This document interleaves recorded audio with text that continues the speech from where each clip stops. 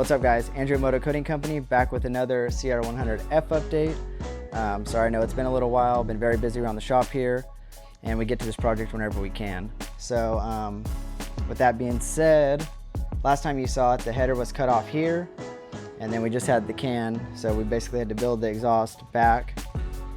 I'll give you a little look into the mock-up and the finished welding of this pipe, and then after that I'll come back and I'm going to show you what I think is the coolest feature of this exhaust. So we'll look at that and then we'll come back.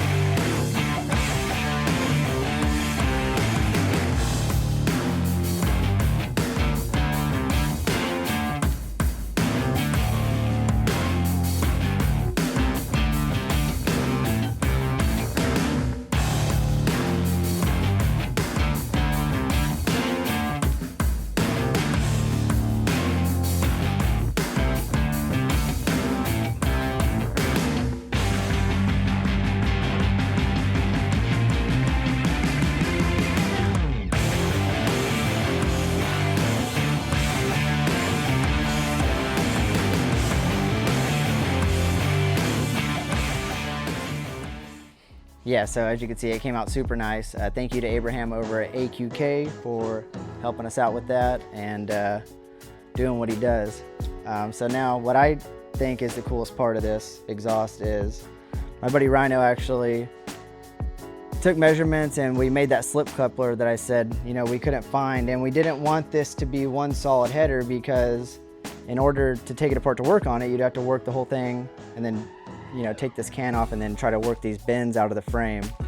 But what we did with that slip coupler, or what that enabled us to do, was to pull this 1/8 off back here.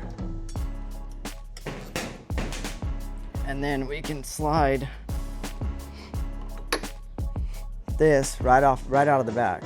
And then now we could pull this 8 off and the header comes right off the front without interfering with anything. And it, you know, it works super good. The fitment is very tight. Everything just fits perfect. Yeah, couldn't be more happy with it. I got a little bit left to do before the exhaust is fully finished. I have to cut that front bracket off where the original heat shield was here, and then I'll clean up the rest of the pipe and I'll probably end up bluing the welds. But yeah, came out super good. I'm happy with it. Stay tuned for the next one. Thank you guys for watching.